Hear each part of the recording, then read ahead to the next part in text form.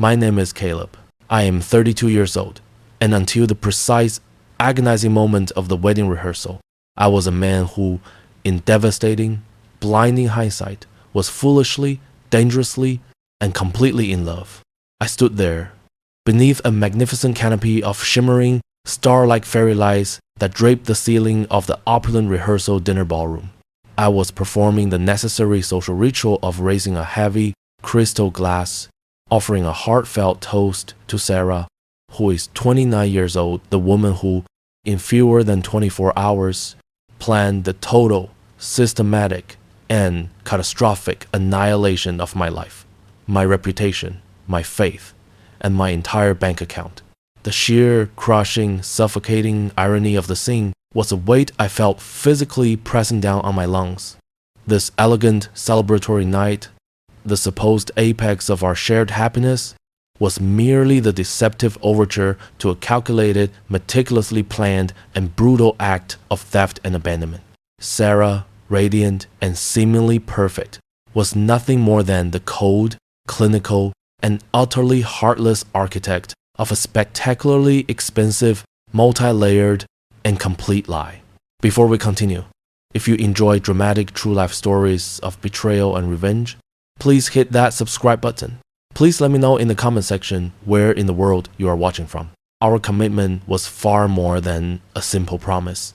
It was an extreme, very public, and comprehensively documented financial and social undertaking. The wedding itself was an extravagantly planned, multi-day, destination-style affair, a magnificent spectacle costing nearly $250,000, a massive sum that was largely and very generously supplied by my family, who had extended every possible courtesy and resource to welcome Sarah into our inner circle. We had secured a historic, landmark venue for the weekend, commissioned a gown from a top international designer, and booked a 2-week, utterly luxurious honeymoon to the Maldives. This event was not just a simple party.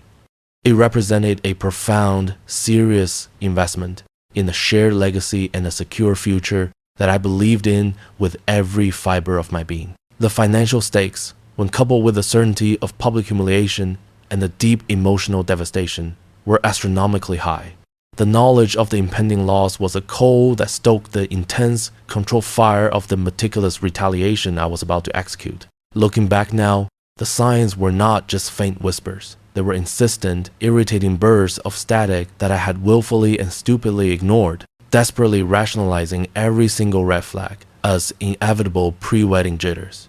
Sarah's behavior had devolved into a masterclass in duplicity. She became obsessively, frantically secretive with her mobile telephone, often physically leaving the room entirely to take calls, or noticeably shielding the screen with her body when I walked by.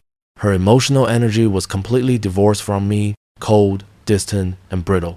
She began making cryptic travel arrangements on separate credit cards, suddenly insisting on a mandatory personal trip for a girls' recovery weekend. Immediately following our 2-week honeymoon, a highly unusual and financially suspect demand, the most alarming, and now obviously conclusive, shift was her sudden, almost aggressive insistence on legally separating her personal finances from mine, demanding highly restrictive and punitive prenuptial clauses that seemed to perfectly anticipate a hostile, immediate split. I remember feeling a genuine chill of unease, but I desperately forced myself to attribute it to her fierce independence, a costly and near-fatal error in judgment. The entire fragile edifice of my life shattered in a single, silent, sickening moment a few weeks before the ceremony. Sarah had been inexcusably careless, leaving an old tablet computer charging unattended on the kitchen counter. A cryptic text notification flashed up on the screen, sent from a number labeled simply Mark. The message's contents were a direct, violent, and nauseating gut punch. They spoke plainly of the split, clearly referring not to an argument, but the immediate, final termination of the marriage and the deadline, which I instantly deciphered as the moment she intended to disappear with the substantial wedding loot. The message, brief but utterly devastating, explicitly detailed her plan to wait until the final, most substantial cash and checks were secured before making her exit. The sheer, terrifying, overwhelming realization that I was merely a mark and not a cherished fiancé was a white-hot wave of certainty. The initial, crushing fear of betrayal instantly solidified into a cold, diamond, hard, unstoppable fury. The coldness of her betrayal, so purely financial, so utterly devoid of human emotion or care, triggered a profound and absolute transformation within me. I stood in my silent apartment, the text message burning like a brand into my consciousness, and made an absolute, irreversible decision.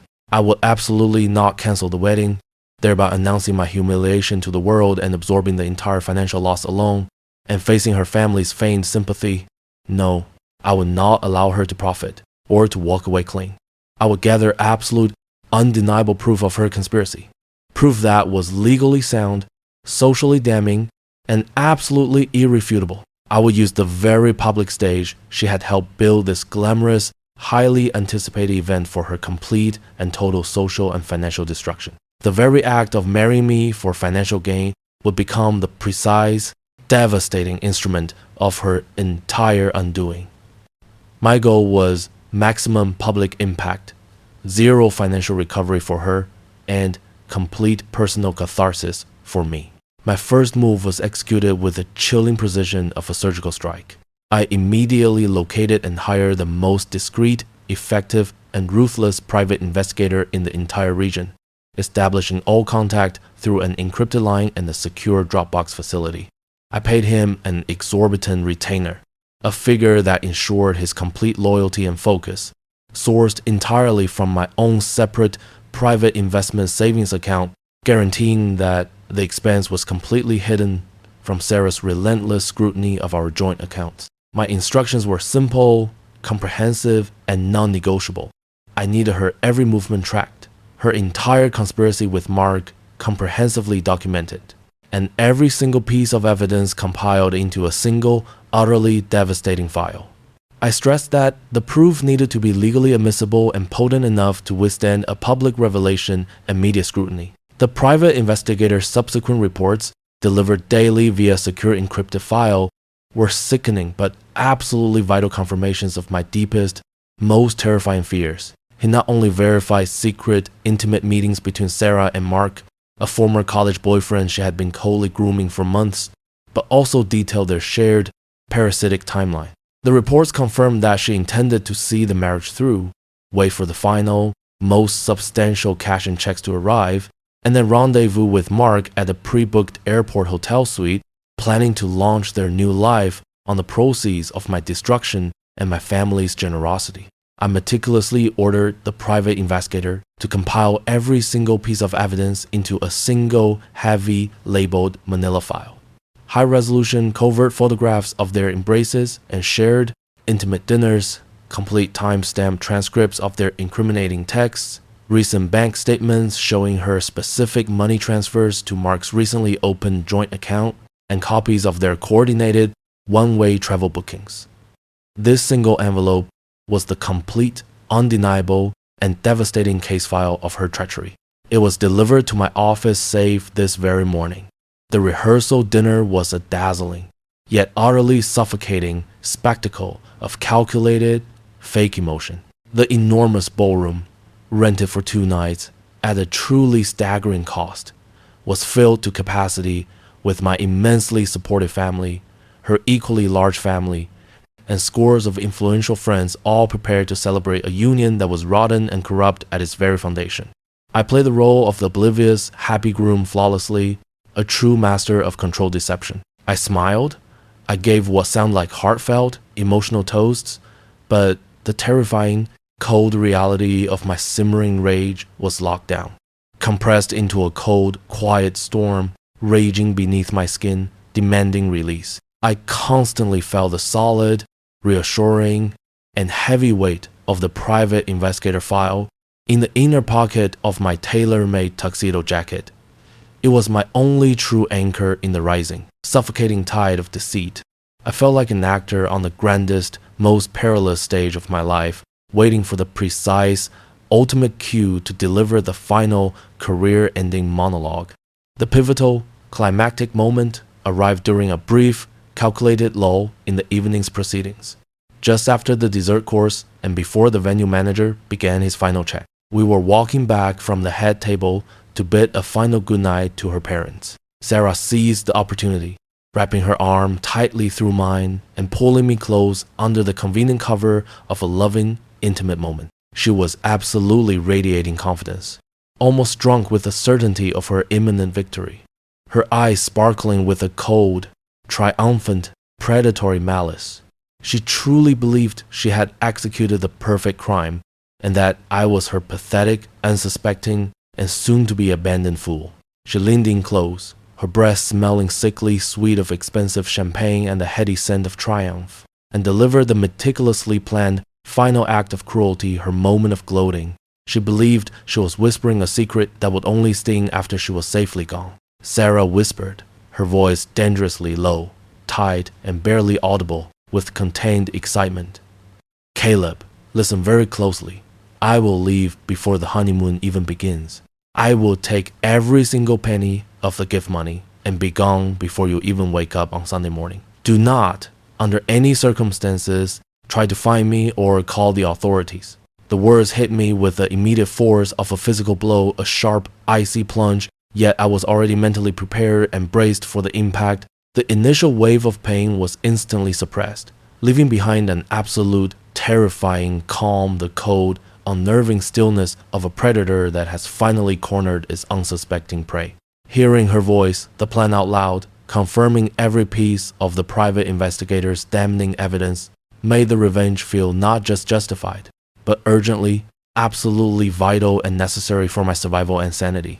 I looked down at her triumphant, greedy face and managed to conjure a terrible, tight, almost inhuman smile, a smile she was completely incapable of understanding.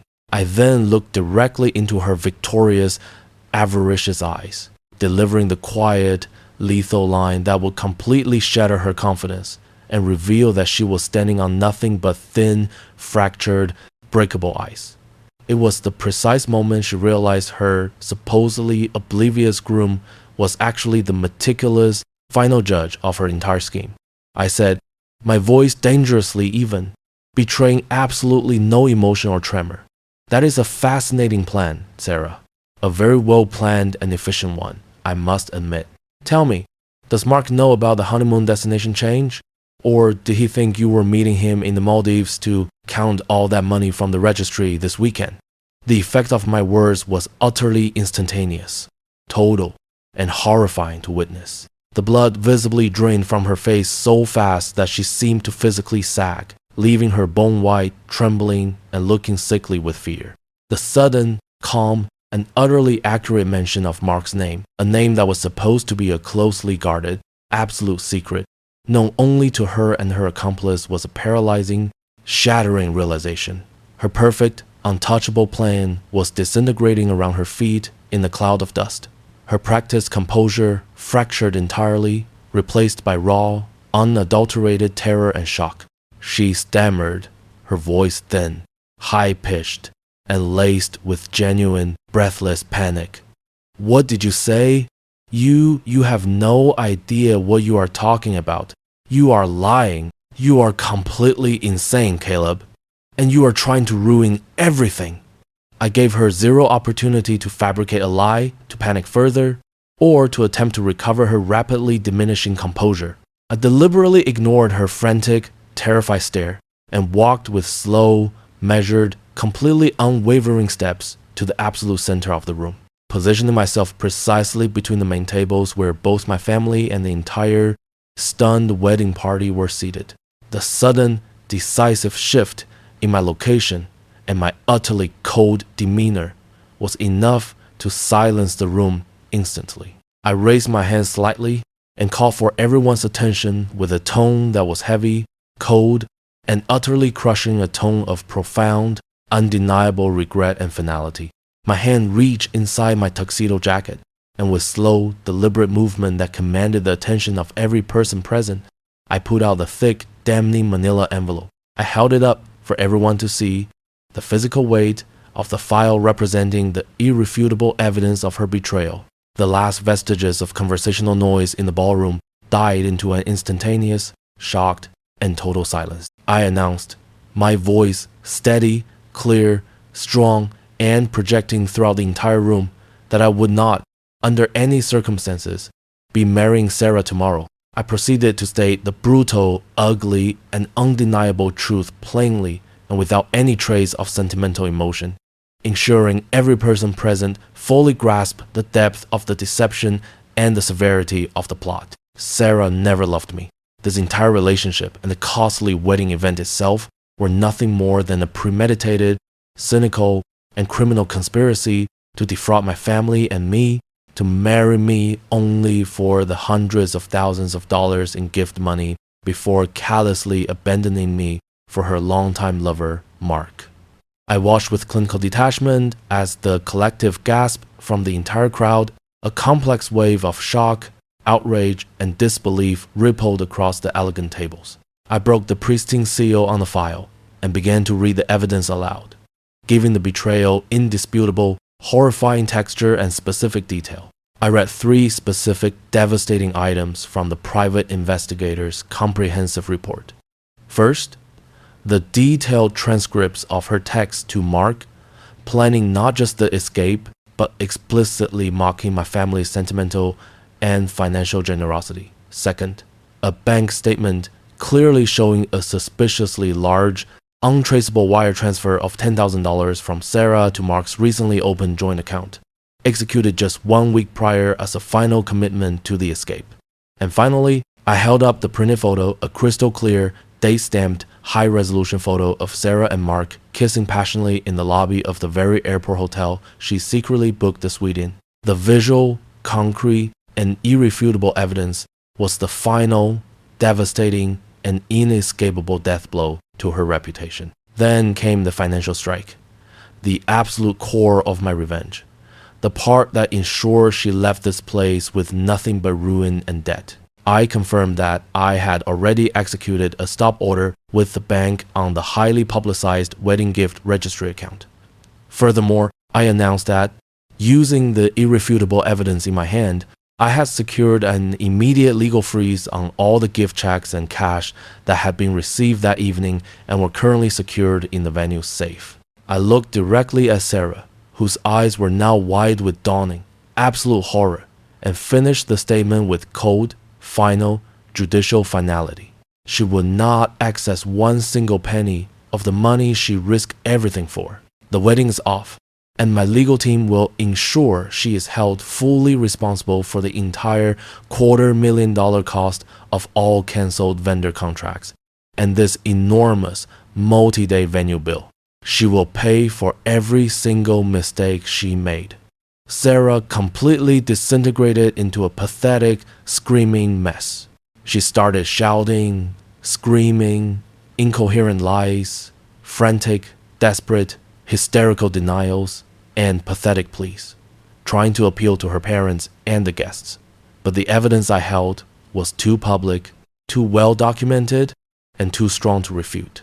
Her family members looked utterly devastated, physically shrinking into their chairs with horror and profound shame, knowing their daughter was exposed as a common, heartless criminal. Meanwhile, my family members instantly rose, forming a protective, solid semicircle around me, a tangible, unified front of support against her malice, her greed, and her spectacular failure. I delivered the last, crushing, final line that solidified her public and private ruin, the ultimate, irreversible severing of all ties. It was the absolute end of her game, her future, and her reputation. I said, my voice ringing clearly, cutting sharply through her hysterical cries. The wedding is cancelled, Sarah. Every single deposit, including the one for the honeymoon suite, is already refunded to my account. You can leave now and you will take nothing from this place but the devastating truth you chose to reveal to everyone here tonight. I remained perfectly calm, utterly empty of emotion, watching with a detached sense of complete justice as Sarah was quickly, forcibly escorted out of the room by her humiliated, broken parents, who could not bear the shame, the spectacle, or the impending legal fallout. The beautiful, expensive stage, the setting she had meticulously planned to use for her grand, profitable exit, had instead become the public theater of her complete, undeniable social and financial ruin. The entire wedding party and both families were left in a stunned, disbelieving silence. The silence only broken by the distant, receding sound of her hysterical sobs echoing down the hallway. Her downfall was immediate, total, and utterly comprehensive. She lost the gift money she had criminally planned to steal, lost her fiancé and his family's powerful social standing, and her reputation was irrevocably ruined publicly in front of every single person who mattered to her. Crucially, Mark, the lover she had risked everything for, saw the vast legal and financial disaster she had become, realizing she was now utterly penniless, socially toxic, and facing massive financial liabilities for the cancelled contracts and the potential criminal fraud lawsuit. He did not take her in either. Her avaricious lover abandoned her immediately at the airport, leaving her completely alone with nothing but debt and a ruined name. She wanted to hurt me for a massive financial gain, hoping to walk away rich, free, and completely unscathed. Instead, my meticulous, deliberate planning, my cold calmness, and my private investigator's comprehensive file transformed her grand evil plan into her absolute, catastrophic, personal disaster. The revenge was sweet, clinical, and total. She risked everything she had for money, and in the end, her perfect betrayal cost her everything she truly valued: her future, her name, her freedom, and her last shreds of dignity. What are your thoughts? What would you have done in Caleb's incredibly difficult situation? Please let me know your opinions in the comment section below. And please do not forget to subscribe for more true stories like this one.